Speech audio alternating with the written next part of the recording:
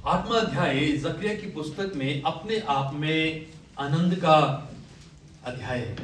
और इस अध्याय में परमेश्वर अपने लोगों के साथ वो बातों को बताता है या उन चीजों का आश्वासन उन्हें देता है जो उनकी कल्पनाओं से परे हैं, जो उनके विचारने से, सोचने से, उनके दायरों से परे हैं।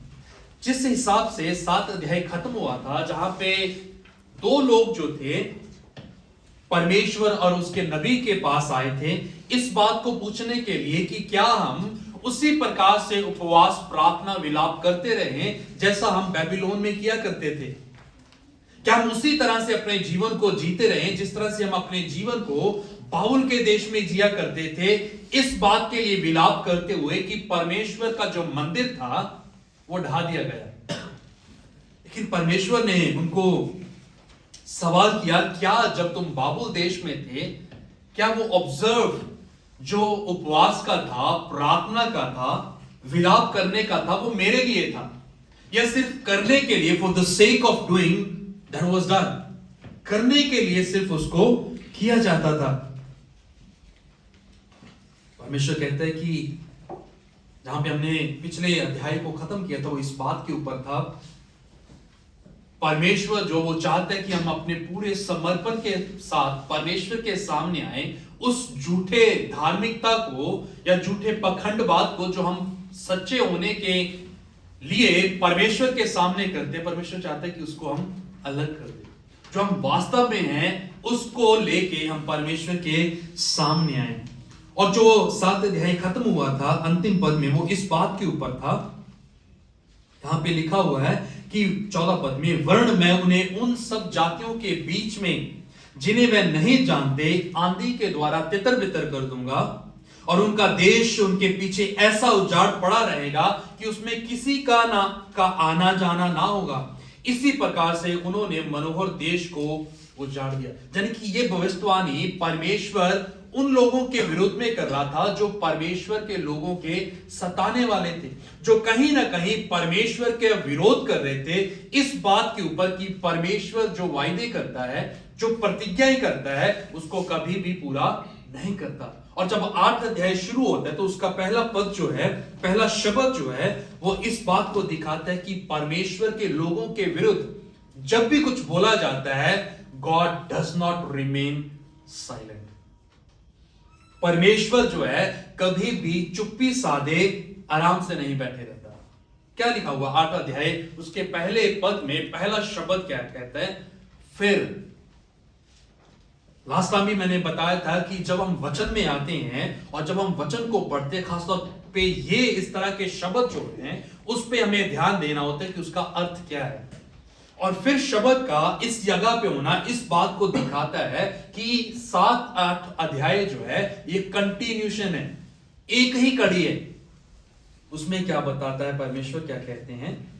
फिर सेनाओं के यहोवा का ये वचन मेरे पास पहुंचा। यानी कि जब ये सारी चीजें चल रही थी, परमेश्वर के लोगों को सताया जा रहा था और कुछ उनमें से बचाकर यरूशलेम में परमेश्वर के पवित्र नगर में लाए गए थे और सब तरास्तियों से होकर वो गुजर रहे थे। परमेश्वर का घर अर्थात उसका नगर खंडर बन चुका था। उस बीच में जब उनके पास कोई आशा नहीं रही, तब परमेश्वर क्या कहता है? सेनाओं के यहोवा का वचन जो था वो मेरे पास अर्थात यकरिया नबी के पास पहुंचा। इस अध्याय को हम इस शीर्षक के अंतर्गत देखेंगे, द प्रोमिसेस ऑफ रेस्टोरेशन। बहाली करने के लिए या फिर से उनको पुनर्स्थापित करने के लिए परमेश्वर की प्रतिज्ञा, द प्रॉमिस ऑफ रेस्टोरेशन। ये मानो ऐसा है कि एक व्यक्ति जो अंधकार में लिपटा हुआ है और उसको जीने का कोई भी उद्देश्य नहीं मिल रहा, और हर तरफ जहां जहां उसकी नजर जाती है एक ही चीज उसे दिखाई दे रही है, और वो है परेशानी, वो है तरास्ती, वो है मुश्किल, वो है कठिनाइयां, वो है दुख, बीमारियां, जब भविष्य को लेके चिंताएं। लेकिन परमेश्वर कहता है कि मैं ये प्रतिज्ञा करता हूं कि मैं तेरे भविष्य को उज्जवल करूंगा, मैं तेरे जीवन को फिर से स्थापित करूंगा। और 8 अध्याय में अगर आप अच्छे से अपनी नजर को दौड़ाएंगे तो देखेंगे कि यहां पे परमेश्वर की आवाज जो है करीबन करीबन 13 बार सुनाई देती है। जहां पे अगर आप नोट करेंगे तो बार बार इस कथन का जिक्र आता है, सेनाओं का यहोवा यूं कहता है, सेनाओं का यहोवा यूं कहता है, सेनाओं का यहोवा यूं कहता है ना। हमारी मुश्किल यह है कि हम परमेश्वर की आवाज को सुनना चाहते हैं बजाय इसके कि परमेश्वर की आवाज को हम सुने। हम अपने कान को तैयार करके बैठे हुए हैं कि परमेश्वर बोलेगा हम सुनेंगे, लेकिन बावजूद इसके हम परमेश्वर की आवाज को सुन नहीं पाते हैं। लेकिन परमेश्वर जकरिया के समय में अपने लोगों के लिए अर्थात यहूदा और इजराइल के घराने के लिए इस अध्याय में रहते हुए करीबन 13 बार बोल रहा है, उनको आश्वासित करने के लिए कि मैंने तुम्हें तुम्हारे हालातों में छोड़ नहीं दिया।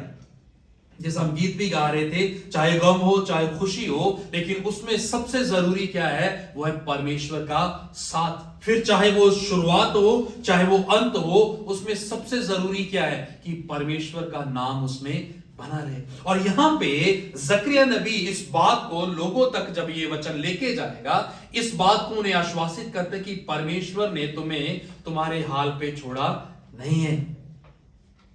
क्यों नहीं छोड़ा है? जो 1 पद से लेकर 8 पद तक देखते हैं, पहली बात वो ये है कि परमेश्वर तुमसे जलजलाहट का प्रेम करता है। यानी कि परमेश्वर जलन रख के तुमसे प्रेम करता है और इसीलिए तुम्हें तुम्हारे हाल पे वो छोड़ नहीं देगा। 2 पद में लिखिए, सेनाओं का यहोवा यूं कहता है, क्या कहता है? सियोन, परमेश्वर का नगर, परमेश्वर का पर्वत अर्थात परमेश्वर के लोग, उनके बारे में परमेश्वर कहता है, मुझे बड़ी जलन हुई वरन बहुत ही जलजलाहट मुझ में उत्पन्न हुई। यहोवा यूं कहता है, मैं क्या करूंगा? जब मैंने मेरे लोगों को देखा तो 3 चीजें मेरे मन में आई। परमेश्वर कहते हैं, मैं सियोन में लौटूंगा, यानी कि मैं परमेश्वर के लोगों में, जो मेरी चुनी हुई प्रजा है, मैं उनके मध्य में जा बसूंगा। ना सिर्फ इतना, यरूशलेम पवित्र नगर, वो क्या कहलाएगा? सच्चाई का नगर कहलाएगा। तीसरी बात जो तीसरे पद में बताई जाती है, सेनाओं के यहोवा का पर्वत क्या कहलाएगा? पवित्र पर्वत कहलाएगा। परमेश्वर अपने लोगों में फिर से वास करेगा। क्यों? क्योंकि उनके जीवन के चलते, जिस तरह से वो अपने जीवन को जी रहे थे पापमय तरीके से, परमेश्वर उनसे पीछे हट चुका था। क्योंकि जहां पे पाप है वहां पे परमेश्वर जो है नहीं ठहर सकता। जहां पे पाप है वहां पे परमेश्वर की पवित्रताई जो है वहां पे नहीं दिख सकती।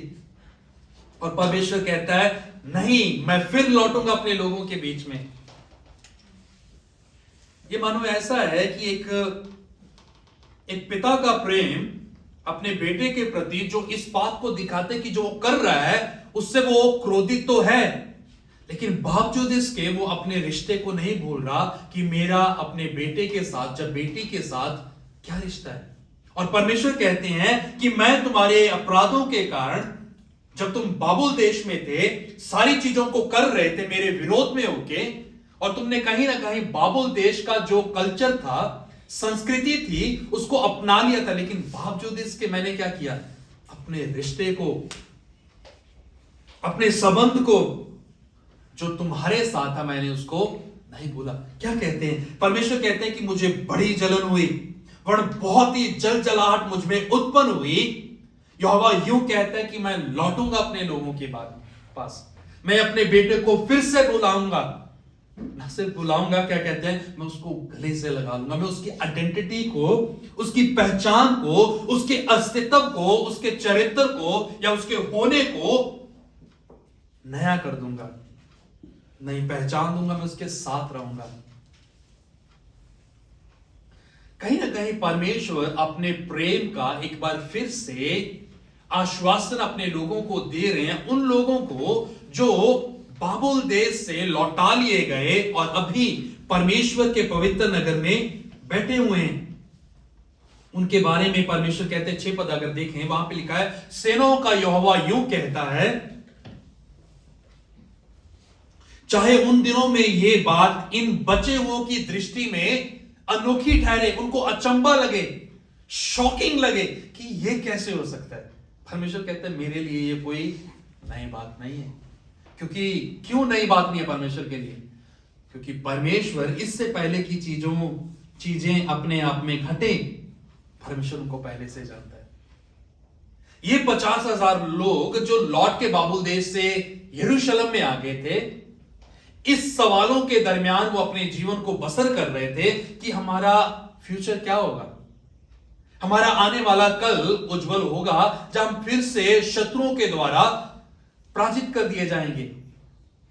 हम कल जी पाएंगे या नहीं जी पाएंगे, मेरा आने वाला कल क्या सवालों का घेराव लेके मेरे ऊपर आन खड़ा होगा। इस तरह के समय में परमेश्वर के लोग यरूशलेम में रहते हुए जी रहे थे। और कहीं ना कहीं जब हम अपने अंदर झांकते हैं, हम भी अपने जीवन को लेके, अपने व्यक्तिगत जीवन, अपने परिवार के जीवन को लेके इन सवालों के दरमियान खड़े हुए हैं कि आने वाला कल जो है वो क्या होगा, आने वाला दिन जो है वो मेरा किस तरह से होगा, मेरे भविष्य का क्या होगा, मैं क्या करूंगा, मैं किस तरह से जीऊंगा।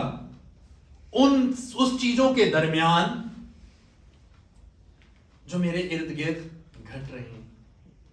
और परमेश्वर का वचन जब पहुंच रहा है, ये तुरंत पूरा नहीं हो गया था। अभी परमेश्वर सिर्फ उनको आश्वासन दे रहा है, प्रतिज्ञा कर रहा है कि मैं ऐसा करूंगा, कर नहीं रहा है। वो अभी भी इस स्टेट में थे, इस सिचुएशन में थे, हालात में थे कि उनके हालात जो थे वो पॉजिटिव नहीं थे, सकारात्मक नहीं थे, भयभीत करने वाले थे, डरावने थे। खंडर हुआ पड़ा था परमेश्वर का नगर। लेकिन परमेश्वर कहता है मैं आऊंगा, मैं फिर से तुम्हें बहाल करूंगा, मैं फिर से तुम्हें स्थापित करूंगा, तुम्हारी पहचान को मैं बदल दूंगा। और क्या होगा उसके पश्चात? चौथे पद में अगर लौटे तो वहां पे लिखा हुआ है कि बूढ़े और बूढ़ियां बहुत आयु के होने के बावजूद अपने अपने हाथ में लाठी लिए हुए बैठा करेंगी। नगर के चौक खेलने वाले लड़कों और लड़कियों से भरे रहेंगे। किस देश के बारे में बोल रहे परमेश्वर? अपने देश के बारे में जो खंडर बना हुआ है। ये मानो ऐसा है, परमेश्वर इस बात को कह रहा है उस व्यक्ति के बारे में जो मर चुका है, और अचानक से आपको आके कोई बोल दे कि ये जिएगा, तो आपके मन में ये सवाल होगा ये कैसे संभव हो सकता है? ये व्यक्ति अपने सांस को छोड़ चुका है, डॉक्टर ने इसके बारे में ये घोषणा कर दी है कि ये नहीं रहा, ये मर गया। लेकिन परमेश्वर आपको बोलता है ये जिएगा। किस पे विश्वास करेंगे आप? परमेश्वर पे या डॉक्टर पे? डॉक्टर पे, जिसने ये घोषणा कर दी है कि ये नहीं रहा। क्यों? क्योंकि वो सामने दिख रहा है, क्योंकि आप उस हालात में उस मृतक को अपने हाथों में लिए हुए बैठे हो। उसने आपके हाथों में अपने आखिरी प्राणों को त्यागा है। और यहां पे परमेश्वर का नगर जो था इस स्टेट में था, इस हालात में था कि उसने अपनी सारी खूबसूरती जो है खो दी थी। सुलेमान के द्वारा बनाया गया अति सुंदर मंदिर जो था वो तहस नहस करके रेत में मिला दिया गया था। लेकिन परमेश्वर कहते हैं कि मैं उससे फिर बनाऊंगा, मैं उसे फिर खड़ा करूंगा। और हम जैसे वहां पे खड़े ये सवाल कर रहे थे कि ये कैसे संभव होगा। परमेश्वर दो चीजों का जिक्र करते हैं यहां पे, बूढ़े और बूढ़ियों का। इसका अर्थ ये है कि परमेश्वर जब अपने लोगों को अपने नगर में लौटा ले आया है तो उन्हें वो उम्र देगा, उनकी उम्र को वो बढ़ाएगा ताकि वो परमेश्वर के किए हुए अद्भुत कामों को देख सके कि परमेश्वर कर क्या रहा है। ये अभी मौजूदा हालात में जो लोग खड़े हुए हैं, जब ये बूढ़े हो जाएंगे तब चौक गलियारों में खड़े हुए देखेंगे कि यही बात थी जो परमेश्वर ने सदियों पहले कही थी और परमेश्वर ने उसको आज पूरा किया है। दूसरी बात जो मेटाफर के रूप में यहां पे नबी कर रहा है, वो कह रहा है कि नगर में, चौक में खेलने वाले लड़के और लड़कियां उस नगर को भर देंगे, यानी कि वहां पे खुशहाली होगी, प्रोस्पेरिटी होगी, क्योंकि युवा लोगों का किसी भी जगह में होना इस बात को दिखाता है कि वो देश जो है, वो नगर जो है, वो जीवित है, वो भी बढ़ रहा है, उसमें जीवन पाया जाता है। जबकि ये लोगों की नजर में अनहोना होगा, अनोखा होगा, but then it won't surprise God. लेकिन ये परमेश्वर को हैरान नहीं करेगा। 7 पद देखो, सेनाओं का यहोवा यूं कहता है, देखो मैं अपनी प्रजा का उद्धार करके उसे पूरब से और पश्चिम से ले आऊंगा, और मैं उन्हें ले आकर यरूशलेम में बसाऊंगा, और वो मेरी प्रजा ठहरेंगे, और मैं उनका परमेश्वर ठहरूंगा। ये तो सच्चाई और धर्म के साथ होगा। तो यहां पे एक बहुत बड़ा जो प्रिंसिपल 8 पद में परमेश्वर जो है हमें देता है, यानी कि परमेश्वर कह रहे हैं कि मेरे लोग कहीं पे भी हों, कहीं पे भी उनका सताव किया जा रहा हो, उत्पीड़न को झेल रहे हो, तराजियों को झेल रहे हो, मैं हर दिशा से उठा के उन्हें कहां पे लेके आऊंगा? अपने नगर में, पवित्र नगर में। क्योंकि 7 अध्याय में परमेश्वर के लोग बाबुल देश में गुलामी को झेल रहे थे, राजा के अधीन तमाम तरह के सताव को झेल रहे थे, मुश्किल समय को काट रहे थे। लेकिन परमेश्वर कहते कि अभी समय आ गया है, अभी समय आ गया है कि मैं उन्हें 8 पद में ले आकर यरूशलेम, परमेश्वर का नगर, परमेश्वर का अपना घर, परमेश्वर कहता है कि मैं अपने लोगों को पूरब से पश्चिम से ले आकर अपने देश में रखूंगा। और ये कैसे संभव होगा? सच्चाई से, धर्म से। क्या अर्थ है इसका? यानी कि जब परमेश्वर न्याय करेगा,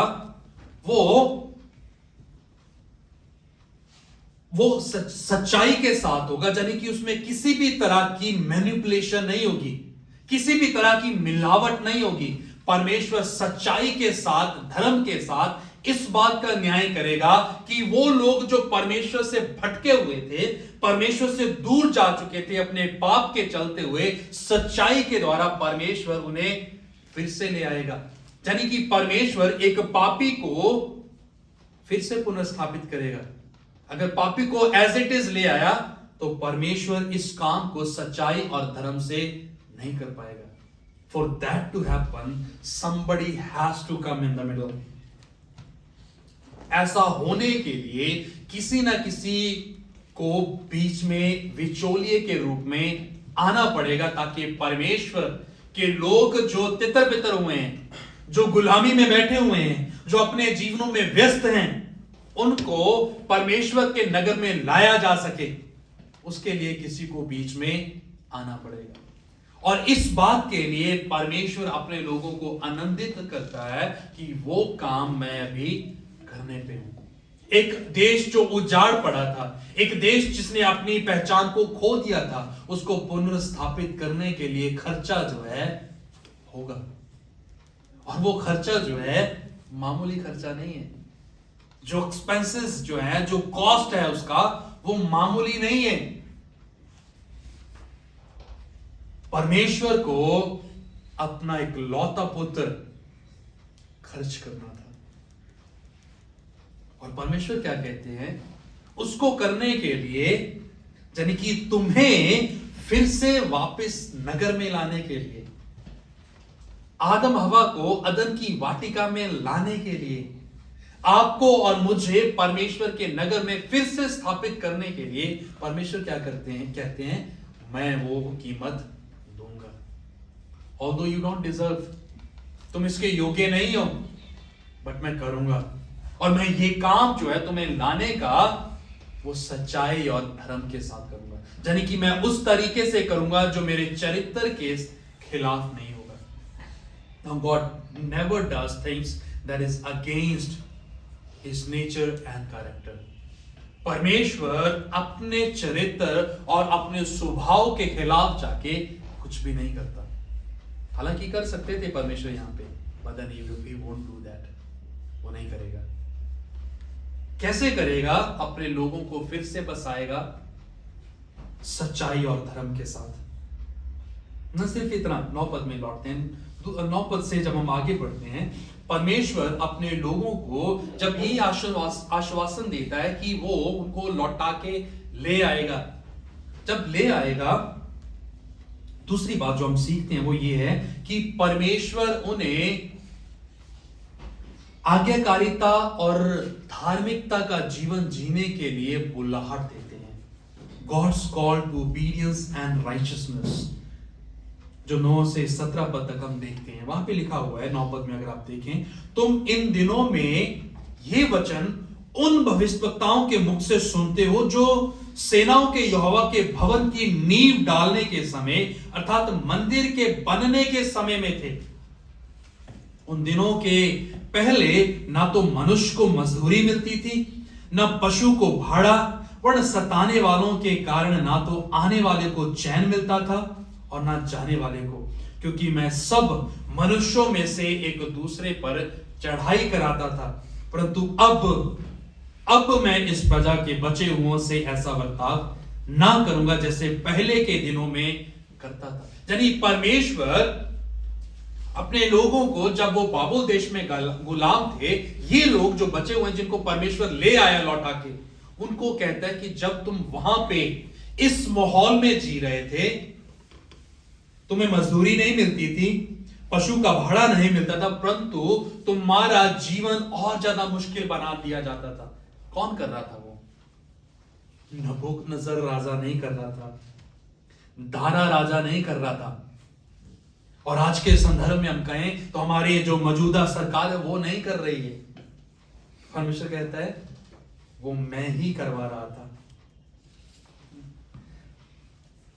क्या लिखा हुआ है 10 पद के अंतिम हिस्से में? क्योंकि मैं सब मनुष्यों से एक दूसरे पर चढ़ाई कराता था। मैं कर रहा था वो सारा कुछ। तो इल्जाम किसके ऊपर था? नबूकदनेस्सर राजा के ऊपर। इल्जाम किसके ऊपर था? फिरौन के ऊपर। इल्जाम किसके ऊपर था? हेरोदेस के ऊपर। इल्जाम किसके ऊपर है? मौजूदा सरकार के ऊपर की ये सब कर रहे हैं। लेकिन परमेश्वर क्या कह रहे हैं? कर तो मैं रहा हूं। 11 पद, परंतु अब मैं इस प्रजा के बचे हुओं में से ऐसा बर्ताव ना करूंगा। क्यों बर्ताव ना करूंगा? जैसा कि मैं पहले दिनों में करता था। सेनाओं के यहोवा की ये वाणी है, क्योंकि अब शांति के समय की उपज अर्थात दाखलता फला करेगी, पृथ्वी अपनी उपज उपजाया करेगी, आकाश से ओस गिरा करेगी, क्योंकि मैं अपनी इस प्रजा के बचे हुओं को इन सब का अधिकारी कर दूंगा। हे यहूदा के घराने और इज़राइल के घराने, जिस प्रकार तुम जाति जाति के बीच शाप के कारण थे, उसी प्रकार मैं तुम्हारा उद्धार करूंगा और तुम आशीष का कारण ठहरोगे। इसीलिए तुम मत डरो और न तुम्हारे हाथ ढीले पड़ने पाए। It's very very difficult to walk with God. परमेश्वर के साथ चलना जो है बहुत मुश्किल है। और परमेश्वर क्या कहते हैं कि जब मैं तुम्हें लौटा ले आया हूं, मैं अपने नगर में तुम्हें लौटा ले आया हूं, तो मेरे साथ चलना जो है बहुत मुश्किल है, बहुत मुश्किल है। आंसुओं के साथ तुम्हें क्या करना पड़ेगा? बोना पड़ेगा। कई बार हमें ये लॉलीपॉप्स दी जाती हैं, इंटाइस किया जाता है, लालच दिया जाता है कि आप परमेश्वर के पीछे चलो और सब कुछ सही हो जाएगा। लेकिन वचन बताते कि आप परमेश्वर के साथ चलो, सब कुछ बिगड़ जाएगा। सुसमाचारों में यही लिखा हुआ है कि जब तुम परमेश्वर के साथ चलोगे क्या होगा? आपके परिवार में दरार पैदा हो जाएगी, जहां पे पुत्र पिता के विरुद्ध में और बेटी मां के विरुद्ध में खड़ी होगी, और परिवार जो है सच्चाई के चलते विभाजित हो जाएगा, बांट दिया जाएगा, क्योंकि सच्चाई जो है, ट्रुथ ऑलवेज डिवाइड्स, सच्चाई जो है वो हमेशा विभाजन को लेके आती है। और इसीलिए जब हम यहां पे आते हैं, परमेश्वर अपने लोगों को चेताता है कि तुम अब जब नगर में ला दिए गए हो, तो मेरे साथ चलना जो है वो मुश्किल है। बट एंड रिमेंबर, हे यहूदा के घराने, इज़राइल के घराने, जिस प्रकार तुम जाति जाति के बीच शाप के कारण थे, उसी प्रकार मैं तुम्हारा उद्धार करूंगा। तुम्हें आशीष के कारण, तुम आशीष का कारण होगे, इसीलिए तुम मत डरो और ना तुम्हारे हाथ ढीले हो। घबराओ नहीं।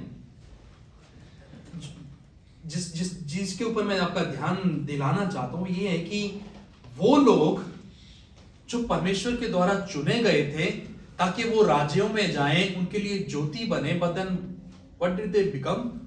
श्राप बने उनके लिए वो। लेकिन परमेश्वर कहते हैं जिस प्रकार से तुम श्राप बने थे उसी प्रकार मैं तुम्हारा उद्धार करूंगा और तुम आशीष का कारण ठहरोगे। We are being saved by God to bless other. हम परमेश्वर के द्वारा बचाए जा रहे हैं ताकि हम दूसरों को आशीष करें, ताकि हम उस धार्मिकता जो परमेश्वर ने जिसकी मांग हमसे की है, उस आज्ञाकारिता में रहते हुए जब हम अपने जीवन को जिए तो क्या उसका रिजल्ट? दूसरे जो है आशीष पाए। सवाल ये है, जब हम अपने आप को परमेश्वर के द्वारा बचाए हुए लोग कहते हैं तो हम दूसरों के लिए आशीष का कारण हैं या नहीं? और अगर हैं, कैसे हैं? How are we blessing others? हम दूसरों को कैसे आशीष कर रहे हैं? मैं एक परमेश्वर के दास को सुन रहा था जो कह रहे थे कि हम हमेशा परमेश्वर के साथ बने रहना चाहते हैं और परमेश्वर से बार बार अपने लिए मांग करते हैं कि परमेश्वर मुझे दो, परमेश्वर मुझे भर दो, परमेश्वर मैं आपको जानना चाहता हूं, परमेश्वर मैं आपके बारे में सुनना चाहता हूं, आपके करीब रहना चाहता हूं। बहुत अच्छी बात है। हम परमेश्वर से पा रहे हैं, दिन रात प्रार्थना कर रहे हैं, give me more, give me more, give me मोर। और उन लोगों के बारे में जो ऐसा करते हैं, वो परमेश्वर का दास इस तरह से कहते हैं कि ये वो मसीह है जिनको कब्ज हो गया है, जिनको कॉन्स्टिपेशन हो गया है। क्यों? क्योंकि जब आप एक बार में जब खाते ही रहोगे, लेते ही रहोगे, तो आपका पेट क्या होगा? खराब हो जाएगा, कब्ज हो जाएगा। जब तक हम परमेश्वर से पाकर दूसरों को नहीं देंगे, we will be called constipated Christians। हम वो मसीह कहलाएंगे जिनको कब्ज हो गए, जो सिर्फ अपने बारे में सोच रहे हैं। इजराइलियों के लिए परमेश्वर ने इस बात को कहा था कि मैंने तुम्हें बचाया है इस बात के लिए ताकि तुम जो दूसरों को आशीष करो। बदन हुआ क्या? उन्होंने कहा खाओ पियो आनंद मनाओ। कल किसने देखा? और कहीं ना कहीं हमें जब परमेश्वर ने इस बात की बुलाहट दी है कि हम परमेश्वर की धार्मिकता और उसकी आज्ञाकारिता में चलते रहें, लेकिन हम क्या करते हैं? हम अपने जीवन को जीने के तरीकों में उलझाकर अपने आप को सेटिस्फाई करते हैं और बजाय इसके जो परमेश्वर ने हमसे चाहे कि हम दूसरों को आशीष करें, वो नहीं कर रहे हैं। We just are saying give me more, give me more. प्रभु मुझे और दो, प्रभु मुझे और दो, प्रभु मुझे और दो। But then unless we are sharing that with others, जब तक हम उस चीज को दूसरों के साथ साझा नहीं करेंगे जो परमेश्वर चाहता है, जो हमें मिला है, वो फायदा नहीं करेगा। परमेश्वर ने हमें दिया क्या है? जैसे राजेंद्र बता रहा था कि पिछले दिनों में वो इस बात के ऊपर सोच रहा था, विचार रहा था, प्रार्थना कर रहा था कि सारे जो हमारे अंग हैं शरीर के, वो चल रहे हैं। मैं भी उस बार में सोच रहा था कि सारे हाथ पैर चल रहे हैं, आंखें भी सही काम कर रही हैं, नाक भी सही काम कर रहा है, हाथ पैर भी हिल रहे हैं, बाजुएं भी हिल रही हैं, पैर भी चल रहे हैं, सब चीजें अपने आप में अपने काम को अच्छे तरीके से कर रही हैं। बट देन ऑल्सो, उसके बावजूद भी हम क्या कर रहे हैं? परमेश्वर के लिए क्या कर रहे हैं? अपने आप को झिंझोड़ के बैठे हुए, सुंगड़ के बैठे हुए कि कुछ करना ना पड़े परमेश्वर के लिए। परमेश्वर ने हमें बहुत कुछ दिया है जिसके द्वारा हम दूसरों को आशीषित कर सकते हैं। परमेश्वर ने मुझे अपना स्वरूप अपनी समानता में ढाला है, मुझे बोलने की आशीष दी है, मुझे चलने की आशीष दी है कि मैं दूसरे के पास जाऊं और उसे आशीषित करूं। मुझे परमेश्वर ने हाथ दिए हैं ताकि मैं उन हाथों से कुछ काम करके दूसरों को आशीषित कर सकूं, खाना खिला सकूं, चाय पिला सकूं। परमेश्वर ने मुझे मुंह दिया है ताकि मैं उसके लिए गुणगान कर कर परमेश्वर के लोगों को आशीषित कर सकूं। But then what I do, करता क्या हूं मैं? उसको मैं अपने लिए इस्तेमाल कर रहा हूं। परमेश्वर ने मुझे क्या दिया है, इस पे विचार करने की कहीं ना कहीं जरूरत है, क्योंकि यह समस्या उस समय में इजराइलियों की भी थी, जिनको यह नहीं पता था कि परमेश्वर ने उन्हें क्या दिया है। और आज के समय में, वर्तमान समय में, हमें भी इस बात का तकाजा नहीं है कि परमेश्वर ने हमें क्या दिया है। इसीलिए हम दूसरों को आशीष नहीं करते, सिर्फ अपनी सेल्फ सेटिस्फैक्शन के लिए जी रहे हैं, अपने आप को आनंदित करने के लिए, अपने आप को मजे में जीने के लिए हम जी रहे हैं। बदन हमारी बुलाहट क्या है? हमारी बुलाहट जो परमेश्वर ने हमें दी है, जिसके अंतर्गत परमेश्वर हमें पुनर्स्थापित करेगा, वो ये कहता है कि तुम क्या करो, आज्ञाकारिता में जियो, धार्मिकता के अनुसार अपने जीवन को जियो। लेकिन मैं क्या कर रहा हूं? मैं क्या कहता हूं कि परमेश्वर ठीक है, आपने कहा है, ये सही है, लेकिन मुझे भी, मेरे पास भी बुद्धि है, मुझे भी जीवन को जीने के तरीके पता है, आधुनिक जीवन जीने के, modern life in the modern age, उसको जीने का तरीका जो है मुझे पता है। मैं अपने जीवन को अच्छे से जी सकता हूं। बट रिमेंबर, हम ना तो परमेश्वर जितने पुराने हो सकते हैं, और ना ही कभी भी, जितनी भी प्रयास कर लें, कभी भी हम परमेश्वर जैसे नए नहीं हो सकते। जितना मॉडर्न हमारा परमेश्वर है, हम उतने मॉडर्न नहीं हो सकते। हम सोचते हैं कि हमने कुछ नया सीख लिया, नई चीजों को जांच लिया और परमेश्वर पुराना हो गया। परमेश्वर कहते हैं कि इससे पहले कुछ भी हो, मैं वहां पे था। परमेश्वर अपने लोगों से चाहते हैं, डिमांड करते हैं कि वो क्या करें जो उनसे एक्सपेक्ट किया गया है, कि वो दूसरों को आशीष करें। और परमेश्वर कहते हैं कि ये मुश्किल है, ये नहीं कह रहे कि ये मुश्किल नहीं है, मैंने बोल दिया तुम कर लो जाके, नहीं। 15 पद के अंतिम हिस्से में कहते हैं तुम मत डरो। और फिर 13 पद में और 14 पद में फिर से वो इसी चीज को दोहराते हैं और कहते हैं कि तुम मत डरो। 13 पद के अंतिम हिस्से में और नीचे उतरो के 15 पद में कहते हैं, उसी प्रकार मैंने इन दिनों में यरूशलेम और यहूदा के घराने की भलाई करने की ठान ली है, इसीलिए तुम क्या करो, मत डरो।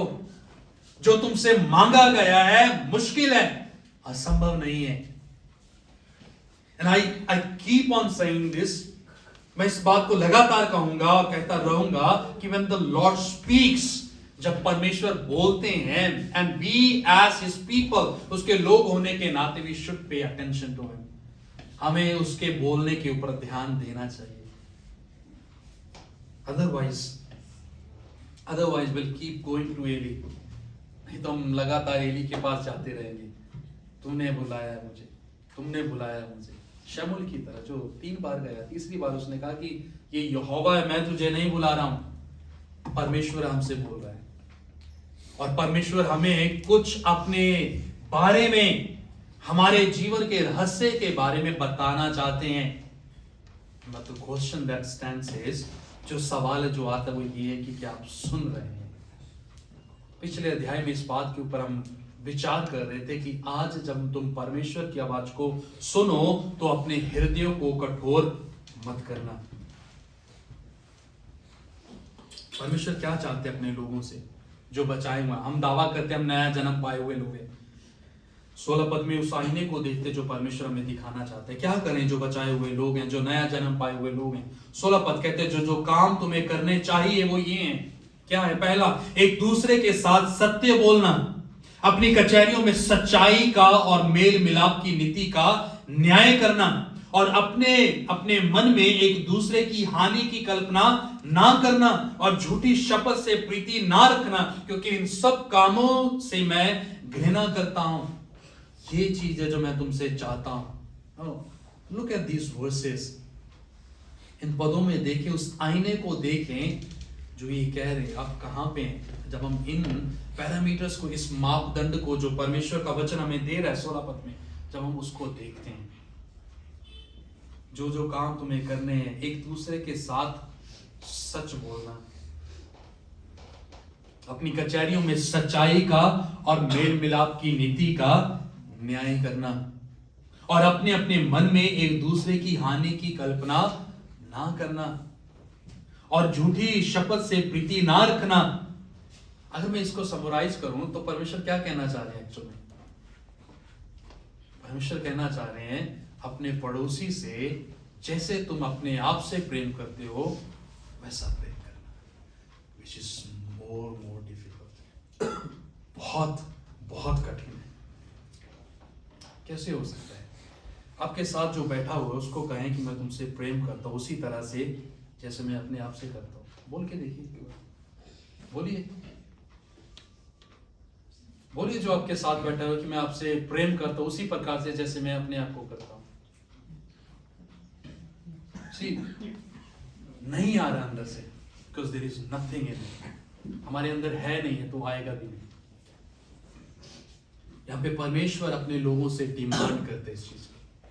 किन लोगों से? जो बचाए होने का दावा करते हैं, जो इस बात को कहते हैं कि हम नया जन्म पाए हुए हैं, हम यीशु मसीह के हैं, मदन यीशु तो है ही नहीं है उसमें। परमेश्वर अपने लोगों से प्रतिज्ञा करता है कि मैं तुम्हें पुनर्स्थापित करूंगा, मैं तुम्हारी पहचान को बदल दूंगा। लेकिन हम कहां पे हैं? हम बहुत पीछे चल रहे हैं। जो तुम्हें काम करने चाहिए वो ये है कि तुम सत्य के साथ सत्य बोलना, अपनी कचहरियों में सच्चाई का मेल मिलाप की नीति का न्याय करना, अपने अपने मन में एक दूसरे की हानि की कल्पना ना करना, झूठी शपथ से प्रीति ना रखना, क्योंकि इन सब कामों से प्रभु कहते हैं मैं घृणा करता हूं। I hate them all. यही परमेश्वर की वाणी है।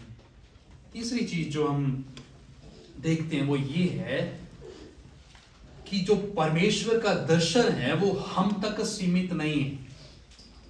परमेश्वर का दर्शन जो है वो पूरे संसार के लिए, God's global vision for his people, जो हम 18 से 23 पद तक देखते हैं। क्या लिखा हुआ यहां पे? लिखा है, फिर सेनाओं के यहोवा का यह वचन मेरे पास पहुंचा।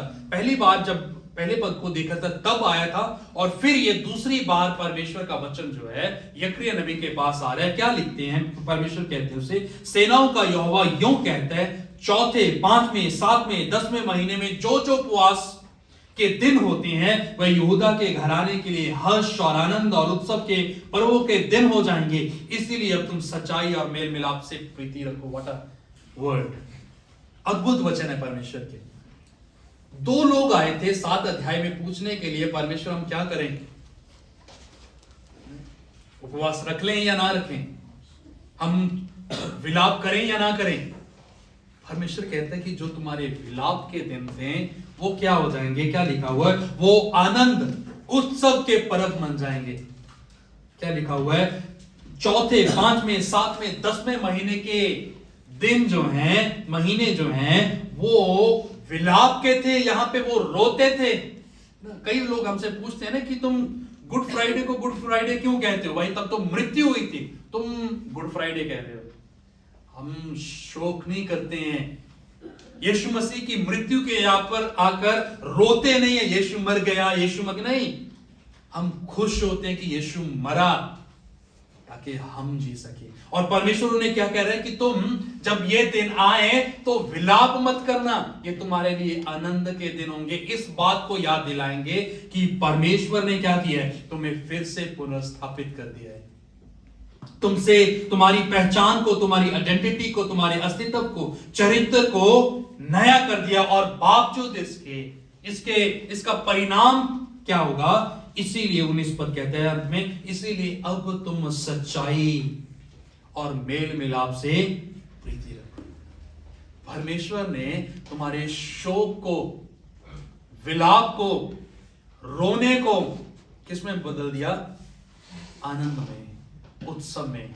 भजनकार इस बात को कहता है कि परमेश्वर ने मेरे रोने को, मेरे दुखों को, मेरी मॉर्निंग्स को, मेरे शोक को मेरे डांस में बदल दिया, मेरे नाचने में बदल दिया। जिसका अर्थ यह कि परमेश्वर जो उसके लोग जब उसकी ओर ताकते और उस पर विश्वास करते हैं, परमेश्वर उनके जीवन को बदल देता है। 20 पद, ऐसा समय आने वाला है जब देश देश के लोग और बहुत नगरों के रहने वाले आएंगे और एक नगर के रहने वाले दूसरे नगर के रहने वाले के पास जाकर कहेंगे, यहोवा से विनती करने और सेनाओं के यहोवा को ढूंढने के लिए चलो, मैं तो जा रहा हूं। बहुत से देशों के वर्ण सामर्थी जातियों के लोग यरूशलेम से सेनाओं के यहोवा को ढूंढने और यहोवा से विनती करने के लिए आएंगे। कहां आएंगे वो? यरूशलेम में, जिसकी मौजूदा हालात क्या है?